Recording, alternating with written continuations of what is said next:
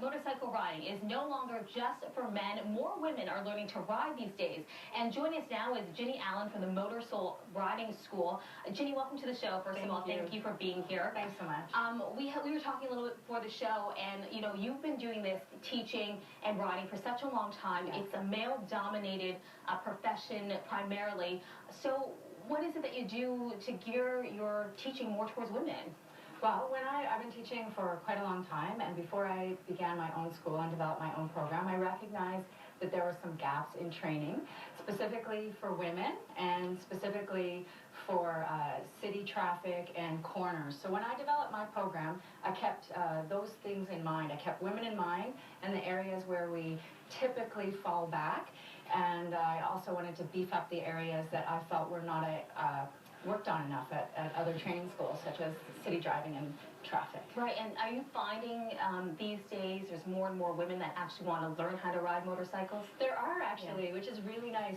When I began riding quite a long time ago, there were not very many female riders. And now I see more and more, and I want to champion women to get on their own bikes and to enjoy the freedom and joy that riding can give you. Yeah, I think maybe a lot of women might be like myself, feeling like a bike is a little intimidating, maybe a little scary. What's some ways that people can get over that? Well, anybody should actually start out with a starter motorcycle, and that's the first thing. My first tip I would give. And we've got pictures of that. We've got them in studio. You brought them along. Exactly. I brought a couple of my motorcycles that I have at Motorsoul. We have the Honda CBR 125, which is the orange Repsol, and then a Sim Wolf, which is a 150. These are low displacement motorcycles.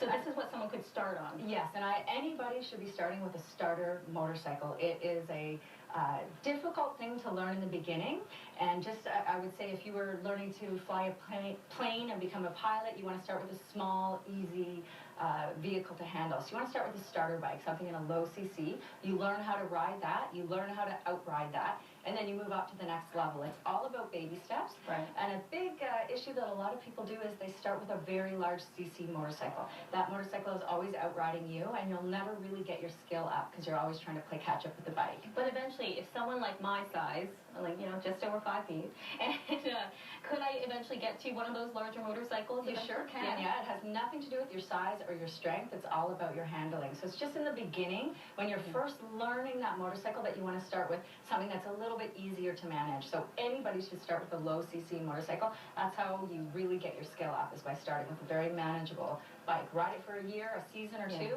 then trade up to the next level. It's all baby steps.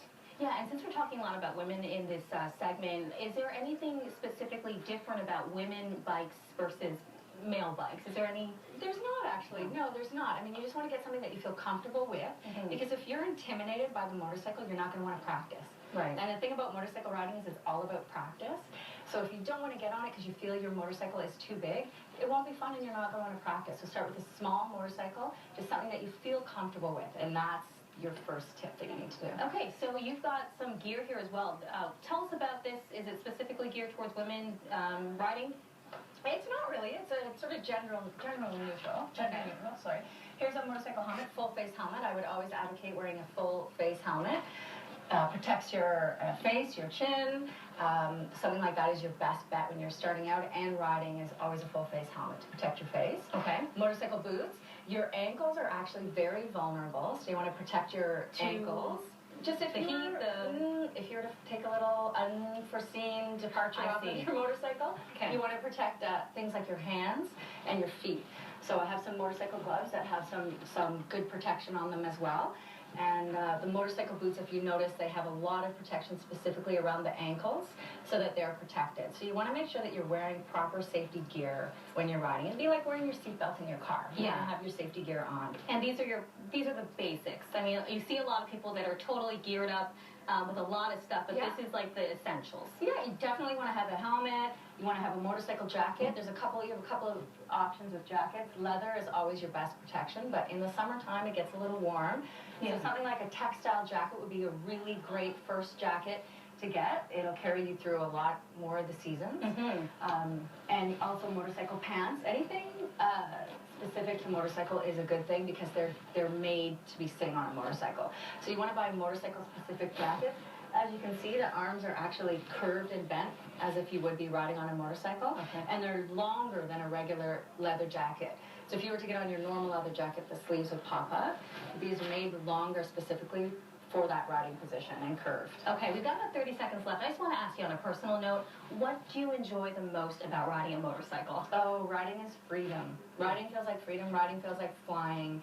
And there's nothing like getting on a bike and riding around. As long as you have the proper safety tips and safety skills. At Motorsoul, I developed some strategies, and my top of mind is safety all the time. So I want to develop students that are more safer and enjoy riding. Okay, thank you so much for being here. It's a really interesting segment, Ginny Allen. Thank you so much, And I should also mention there's the 38th North American International Motorcycle Super Show. That's taking place at the Toronto International Centre from January 3rd to the 5th. We're going to have ticket giveaways tonight for the first few callers, so make sure you call in.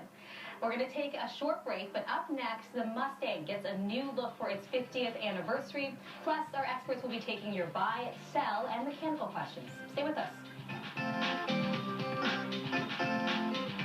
To reach us within the GTA, you can dial 416-872-CP24. That's 416-872-2724. Or from outside the area, call us toll-free at 1-888-863-CP24. Or if you're on the internet, you can send your email to autoshop@cp24.com.